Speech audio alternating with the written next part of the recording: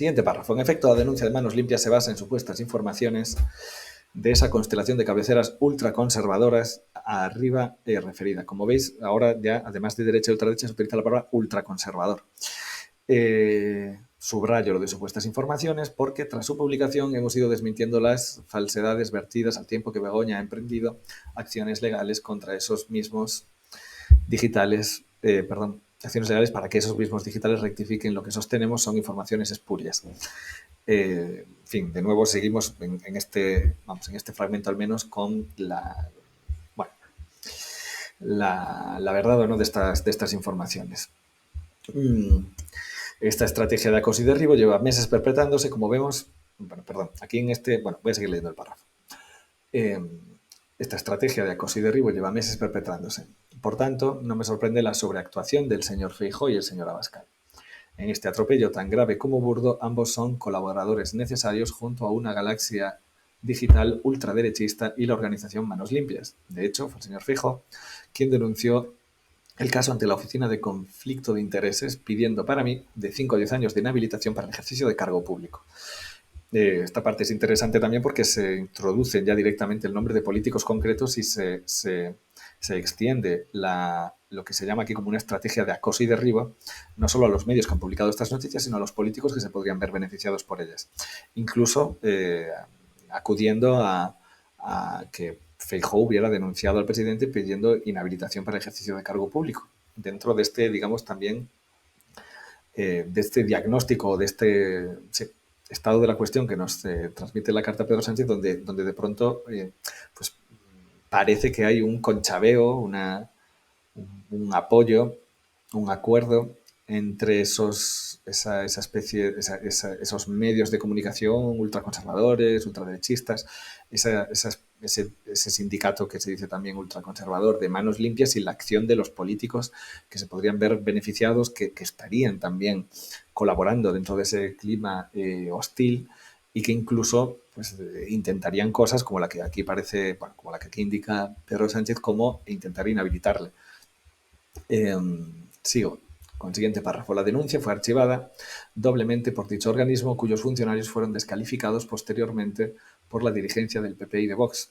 Seguidamente, instrumentalizaron su mayoría conservadora en el Senado, impulsaron una comisión de investigación para, según dicen, esclarecer los hechos relacionados con este asunto. Como es lógico, faltaba la judicialización del caso. Es el paso que acaban de dar.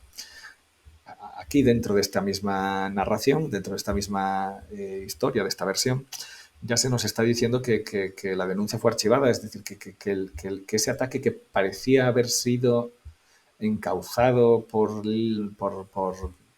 canales legales fue desechado, pero que a pesar de ello se han como seguido intentando hacer daño o provocar una desestabilización por otros canales. Y el último es el que aquí se menciona como judicialización del caso.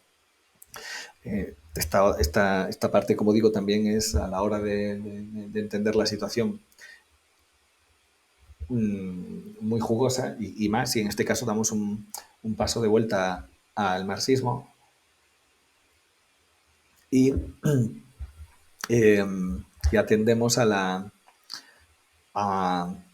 lo que hay en él de crítica del derecho y de los jueces. En líneas generales, como el Estado, desde el punto de vista marxista, se entiende como un ente que está puesto a disposición de los capitalistas, esto significa que no es neutro, que el Estado no es un lugar para obtener justicia, sino que puede ser un lugar para los intereses de la clase dominante. Y aquí, con lo de la judicialización, se está rondando esta zona.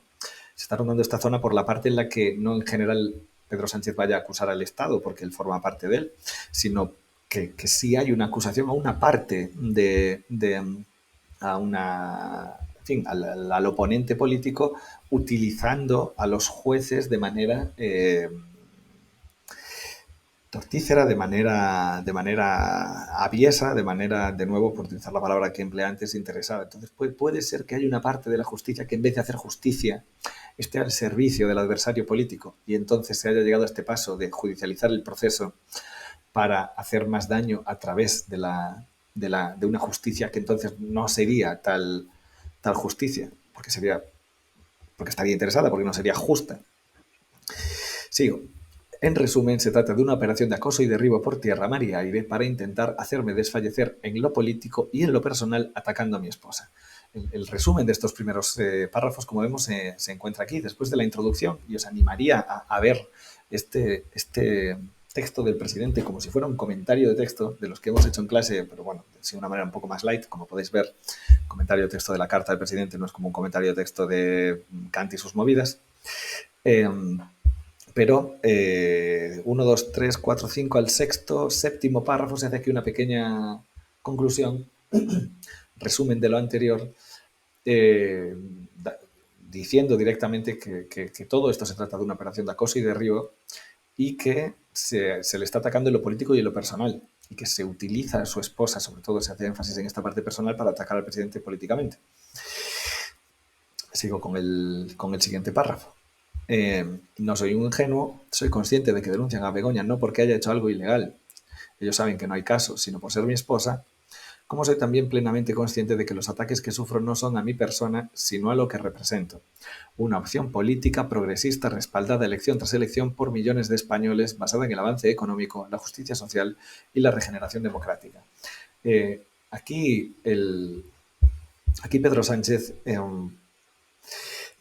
está dando por hecho que la otra parte no sabe, o sea, sabe que lo que dicen es falso. Y esto es una parte interesante a la hora de analizar cuánta ideologización puede haber en este discurso o no, cuánto de estas ideas podemos adoptar dependiendo de las estrategias discursivas que emplee el presidente. Dice que los ataques no son tanto a él como a lo que representan. O sea, que él es atacado en la medida en que él representa la opción política progresista.